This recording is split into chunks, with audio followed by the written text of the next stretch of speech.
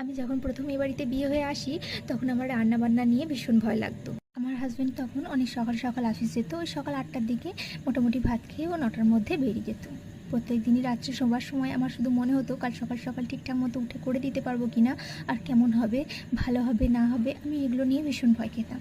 কিন্তু এখন সেটা আর মনে হয় না। এখন মোটামুটি ওই আধ ঘন্টা থেকে 1 ঘন্টা পেলে আমি মোটামুটি রান্নাটা কমপ্লিট করে দিতে পারবো। যত সকালেই যাক না কেন আমার সেই ভয়টা লাগে না, আমি ভীষণভাবে কনফিডেন্স থাকি আমি পারবো।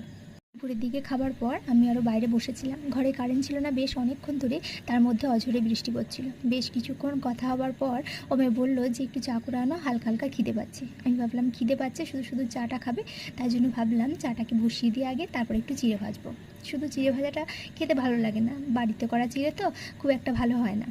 তাছাড়া চিড়ে ভাজার জন্য একটা আলাদা চিড়ে পাওয়া যায়, আমরা ঘরে যে চিড়েটা খাই সেটা তো ধুয়ে খাই, তাই জন্য একটু মোটা চিড়ে আনে। খুব সামান্য পরিমাণ চিড়ে একটু হালকা করে ভাজলাম, আর তার মধ্যে একটু ছোলা ভেজানো ছিল, আমাদের ছোলা 12 মাসে ভেজানো থাকে, সেই ছোলাও একটু ভেজেছিলাম। আর ঘরে সেও ভাজা চানাচুর ছিল, আর একটু ভাজা মশলা করেছিলাম, আর একটু বিট লবণ দিয়ে ভালো করে ঝাঁকিয়ে নিলাম। ব্যাস একটুখানি রেডি তো হয়ে গেল। এটা দিয়ে মোটামুটি বিকেলটা খিদেটা মিটে যাবে।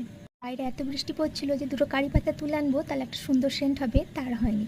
ঠিক আছে, সবাই ভালো থেকো, সুস্থ থেকো।